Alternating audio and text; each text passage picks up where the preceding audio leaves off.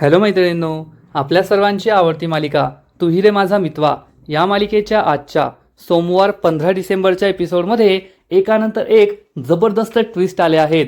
या ट्विस्टची यादी खूप लांबलचक आहे. मग नेमकं घडले तरी काय?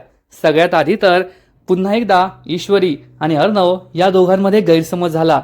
अर्णवने ईश्वरीला आय लव्ह यू म्हणायचं तर ठरवलं, पण त्याने जे रेकॉर्डिंग केलं ते अर्धवटच झालं. आणि ज्या अर्धवट रेकॉर्डिंगमध्ये त्याने फक्त ईश्वरी आणि स्वतःच्या नात्याला नावं ठेवली होती. त्यामुळे ईश्वरी त्याच्यावर खूप चिडली.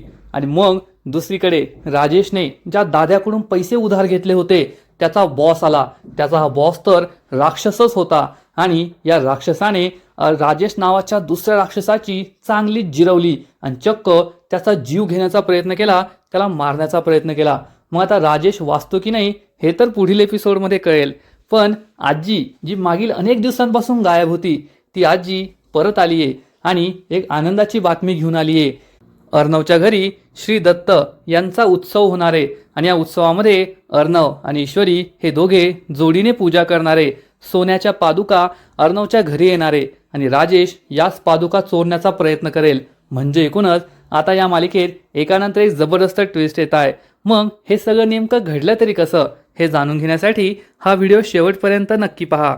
मैत्रिणींनो, एपिसोडच्या सुरुवातीलाच ईश्वरी ही अर्णवच्या कॉन्फरन्स रूममध्ये असते. अर्णवने तेथे सगळी अरेंजमेंट करून ठेवलेली असते. ईश्वरी पुढे पुढे येते तर हळूहळू एक एक लाईट्स लागू लागतात. ईश्वरी खूप लाजते. तिला समजतं की अर्णव तिला आज भारी सरप्राईज देणारे, आपल्या प्रेमाची कबुली देणारे. त्यामुळे ईश्वरीचे गाल हे टमाट्यासारखे लाल होतात.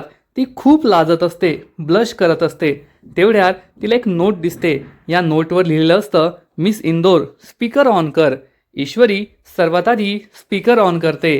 त्याच्या बाजूलाच एक मोबाईल ठेवलेला असतो. ती या मोबाईलबरोबर स्पीकर कनेक्ट करते आणि अर्णवने जे काही रेकॉर्ड केलंय हे रेकॉर्डिंग सुरू होतं. अर्णव सुरुवातीला म्हणतो, मिस इंदोर, जेव्हापासून आपण दोघे भेटलोय फक्त भांडतोय. हे ऐकून ईश्वरी थोडी स्माईल करते. पण त्यानंतर अर्णव हा सरळ सरळ आय लव्ह यू म्हणायचं सोडून वेगळ्याच गोष्टी बोलू लागतो की ईश्वरी, आपण दोघे एकमेकांपासून खूप वेगळे आहोत. मला डाएट फूड आवडतं तर तू खवय्यी आहेस. तुला वेगवेगळे तळलेले पदार्थ खायला आवडतात. मला शांत राहायला आवडतं तर तुला बडबड करायला आवडतं. आणि मला तर असं वाटतं की आपण दोघे कधीच एकत्र हॅप्पी राहू शकणार नाही, सुखी राहू शकणार नाही. हे ऐकून ईश्वरीच्या पायाखालची जमीनच सरकते. ती खूप दुःखी होते. तिच्या डोळ्यात पाणी येतं. तर इकडे अर्णव विचार करतो, ईश्वरी आता माझं रेकॉर्डिंग ऐकत असेल आणि ती खूप खुश झालेली असेल. परंतु ईश्वरी ही खुश होण्याऐवजी दुःखी झालेली असते. कारण अर्णव चक्क म्हणतो की ईश्वरी, मला नेहमी असं वाटायचं की आपण दोघे एकत्र कधीच हॅप्पी राहू शकत नाही, खुश राहू शकत नाही. ईश्वरीला वाटतं अर्णव पुढे काहीतरी बोलणार आहे. ईश्वरी पुन्हा एकदा ही रेकॉर्डिंग प्ले करते. पण रेकॉर्डिंग पुन्हा पुन्हा तेच म्हणत असतं की ईश्वरी, मला माहिती आहे की आपण दोघे नेहमी एकमेकांशी भांडतो आणि आपण दोघे कधी एकत्र खुश राहू शकू असं मला नाही वाटत. ईश्वरीला जबर धक्काच बसतो. अर्णवने आपल्याला प्रेमाची कबुली द्यायला नाही तर आपण दोघे एकमेकांपासून किती वेगळे आहोत हे सांगण्यासाठी येथे बोलवलंय. म्हणून तिला खूप राग येतो आणि ती रागारागाने अर्णवच्या केबिनमध्ये येते. अर्णवला वाटतं की ईश्वरीने माझं संपूर्ण रेकॉर्डिंग ऐकलंय, त्यामुळे तो खूप खुश असतो. ईश्वरी त्याच्या समोर येते तर अर्णव हा चक्क 2 हात लांब करून गुडघ्यावर बसणार. तर ईश्वरी त्याच्यावर चिडून म्हणते, काय अर्णव सर, तुम्ही मला हे ऐकायला बोलवलं होतं का? सगळी खरी खोटी मला सुनावली. अर्णवला मोठा धक्काच बसतो.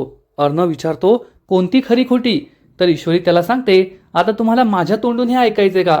तुम्ही तेच रेकॉर्डिंग केलं होतं ना की आपण दोघे एकमेकांपासून किती वेगळे आहोत, आपण दोघे कधीच खुश राहू शकत नाही. अर्णव तिला विचारतो, ईश्वरी तू पुढचं नाही ऐकलं का? तर ईश्वरी म्हणते, पुढचं काय ऐकायचंय? 4 वेळेस रेकॉर्डिंग प्ले केली. तुम्ही फक्त एवढंच रेकॉर्ड केलंय. मी सगळं ऐकलंय. आणि एक गोष्ट लक्षात ठेवायची अर्णव सर, तुम्ही माझ्याशी जबरदस्तीने लग्न केलं आणि आता ही मिस इंदोर तुम्हाला काही सोडायची नाही. तुम्हाला आयुष्यभर मला सहन करावंच लागेल, हे लक्षात ठेवा. तुम्ही माझ्याबरोबर जरी हॅप्पी राहत नसाल ना तरी तुम्हाला असंच अनहॅप्पी माझ्याबरोबर संसार करावाच लागेल. अशी धमकी देऊन ईश्वरी अर्णवला बोट दाखवते आणि रागारागाने तेथून निघून जाते. अर्णवला समजतच नाही की ईश्वरीला नेमकं काय झालंय. तिने संपूर्ण रेकॉर्डिंग ऐकलं तरी ती अशी का वागली. अर्णव हा कॉन्फरन्स रूममध्ये येतो आणि हे रेकॉर्डिंग प्ले करतो आणि रेकॉर्डिंग तेथूनच सुरू होते की ईश्वरी, आपण दोघे एकमेकांपासून किती वेगळे आहोत. मला खायला आवडत नाही, तुला आवडतं. मला बोलायला आवडत नाही, तुला आवडतं. आणि आपण दोघे कधी एकत्र खुश राहू असं मला वाटत नाही. आणि ही रेकॉर्डिंग तेथेच थांबते. अर्णव पुन्हा एकदा रेकॉर्डिंग प्ले करतो. रेकॉर्डिंग तेथेच थांबते. अर्णव रेकॉर्डिंग चेक करतो. तेव्हा त्याला समजतं की त्याने यानंतर जे मनातलं सगळं काही सांगितलं होतं ते रेकॉर्डच झालं नाही. फक्त एवढ्या 3-4 लाईनच रेकॉर्ड झाल्या होत्या. आणि ईश्वरी का चिडली आहे हे सुद्धा त्याच्या लक्षात येतं. अर्णवला समजतं की याच कारणामुळे ईश्वरी चिडली आहे. आणि तो ईश्वरीला म्हणतो, ईश्वरी, तू पुढचं रेकॉर्डिंग ऐकलंच नाही कारण ते रेकॉर्डच झालं नाही. त्यानंतर पुढे मी हे म्हणाला होतो की ईश्वरी, आज मला कळतंय की आपण दोघे एकमेकांपासून कितीही वेगळे असलो तरी तू खूप वेगळी आहे आणि माझ्यासाठी परफेक्ट आहेस. मला तुझ्याशिवाय नाही करमत.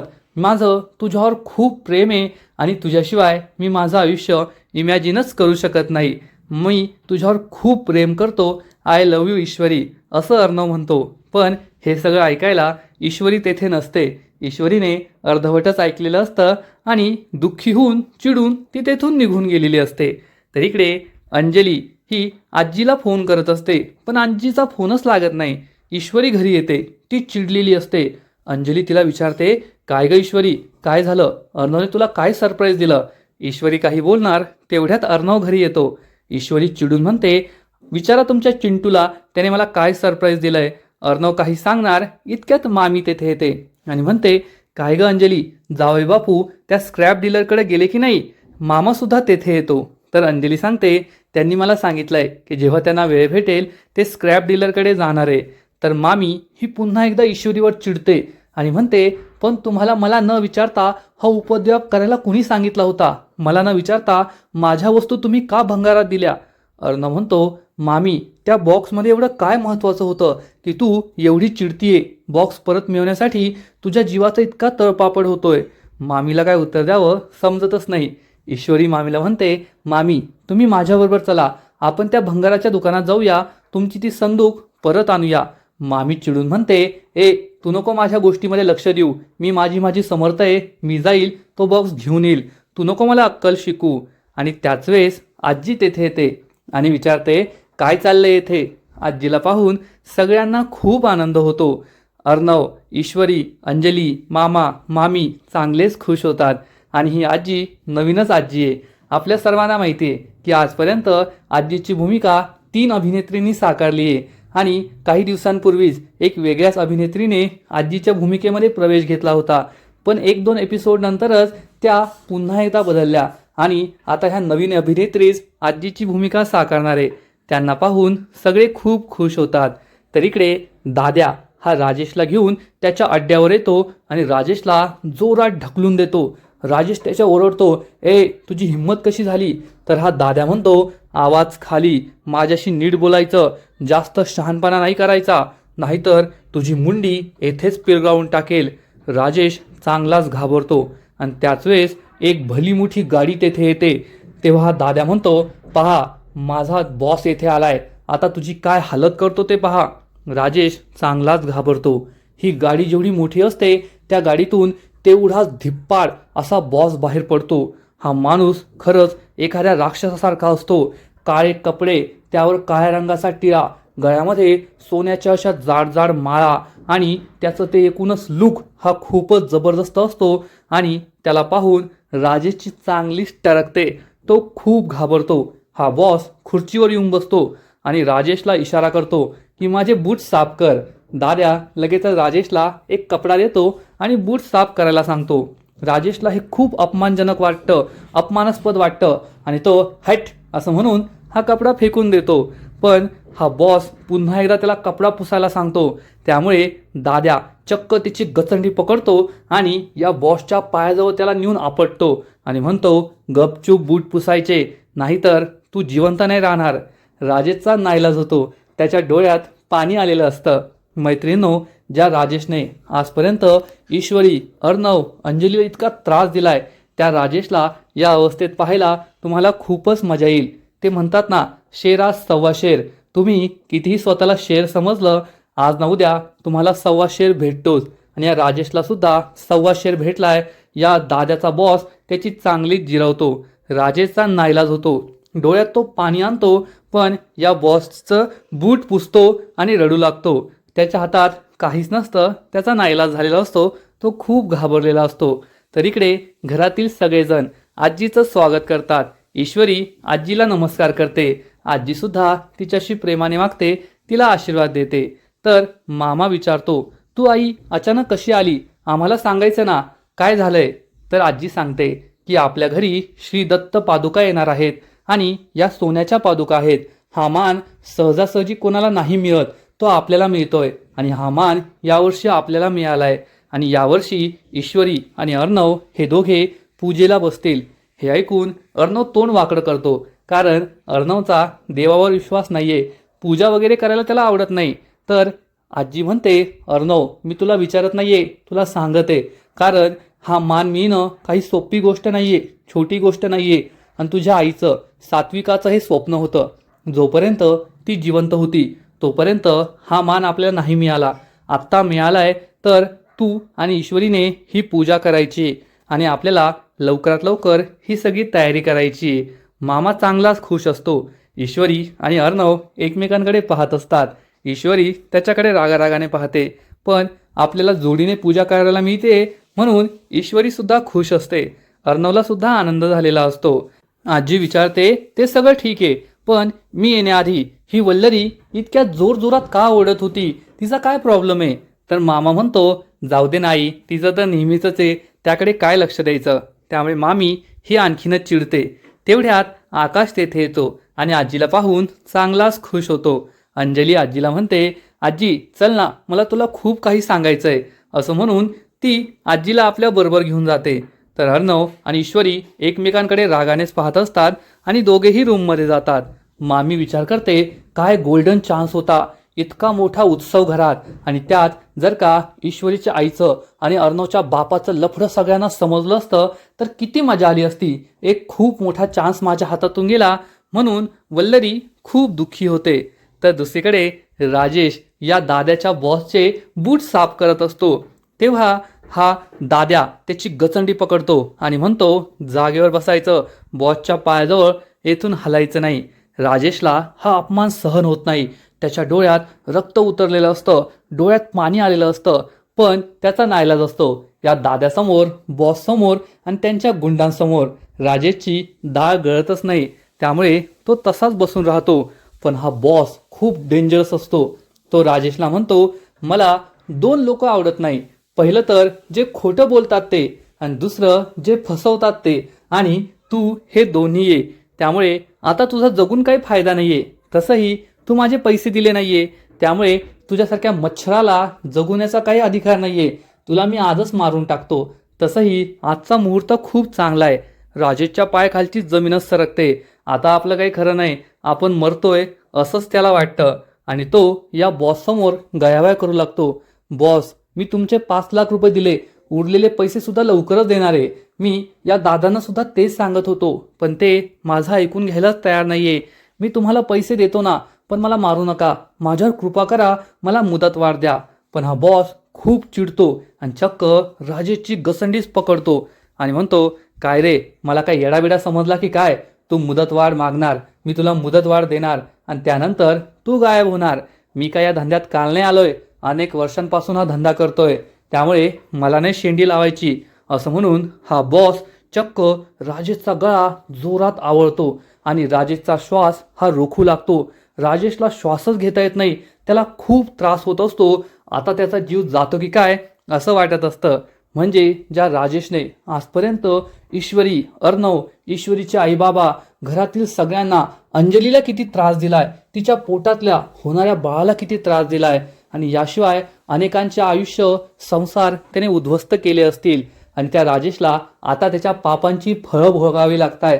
ते म्हणतात ना, येथे केलेलं येथेच भोगावं लागतं, आणि राजेशला सुद्धा त्याच्या पापांची फळं भोगावी लागताय. हा बॉस त्याचा गळा जोरात आवळत असतो, त्याचा जीव घेत असतो, आणि राजेश हा वाचण्यासाठी तडफड करत असतो, स्वतःचा जीव वाचवण्यासाठी प्रयत्न करत असतो. पण या बॉसच्या ताकदीसमोर त्याची डाळच गळत नाही आणि तो मरणाच्या वाटेवर असतो. आता राजेश हा जगणार की मरणार हे तर पुढील एपिसोडमध्ये कळेल. तर मैत्रिणींनो, खरंच तू ही रे माझा मितवा या मालिकेचा आजचा एपिसोड खूप भारी होता. एकानंतर एक अनेक ट्विस्ट आले. सगळ्यात आधी तर ईश्वरी आणि अर्णव हे दोघे एकमेकांना प्रेमाची कबुली देता देता राहिले. पुन्हा एकदा असं काहीतरी घडलं की त्यांच्यात गैरसमज निर्माण झाला आणि दोघेही एकमेकांशी भांडले. आणि मग नवीन आजी परत आल्या. आजीची भूमिका एखादी अभिनेत्री करतच नाहीये. नेमका काय प्रॉब्लेम आहे देवास ठाऊक. पण आता या आजीबाईंनी तरी काही दिवस घरात राहावं अशीच अपेक्षा. आणि राजेशची जी काही जिरली आहे, राजेशने आजपर्यंत खूप पापं केली होती आणि त्या पापांचं फळ त्याला मिळतंय. त्याने जे उसने पैसे घेतलेत ना, त्या पैशांची व्यवस्था होत नाहीये. आणि दाद्या तर त्याला त्रास देतच होता. त्याने तर त्याचं मुस्काट फोडलंच होतं. पण आता दाद्याचा बॉस त्याच्यापेक्षा डेंजर आहे आणि हा बॉस राजेशला यमसदनी ढाळणार एवढं मात्र नक्की. त्यामुळे राजेशची चांगलीच टरकली आहे. आजचा एपिसोड खरंच भारी होता, परंतु या मालिकेचा पुढील एपिसोड आणखीन भारी असणार आहे.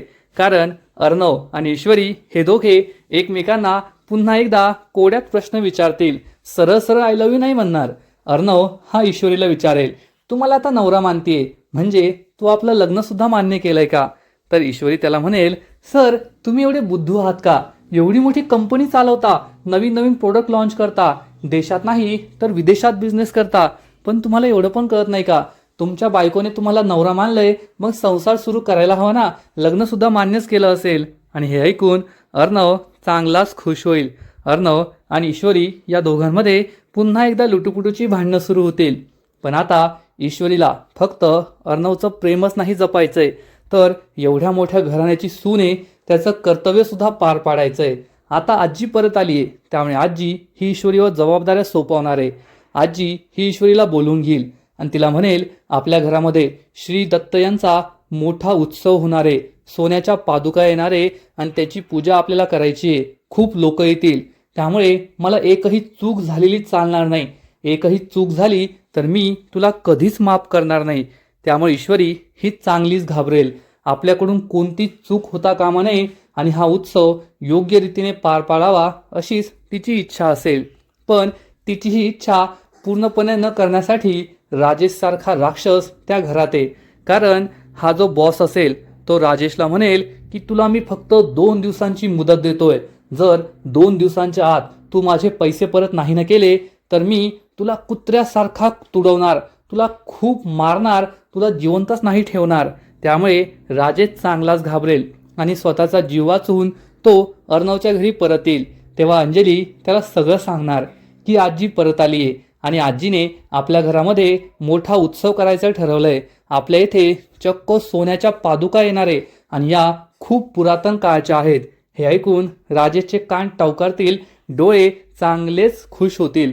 कारण राजेशला पैशांची खूप गरज आहे आणि आता घरामध्येच सोन्याच्या पादुका येणार आहे. याचा अर्थ या पादुका चोरून त्या विकून आपल्याला बॉसचे पैसे देता येतील, स्वतःचा जीव वाचवता येईल असा विचार राजेश करणार आणि चांगलाच खुश होणार. मग आता राजेशला हे जमेल का? त्याला या सोन्याच्या पादुका चोरता येतील का? आणि जर त्याने या सोन्याच्या पादुका खरंच चोरल्या, विकल्या तर ईश्वरीवरच मोठं संकट येईल.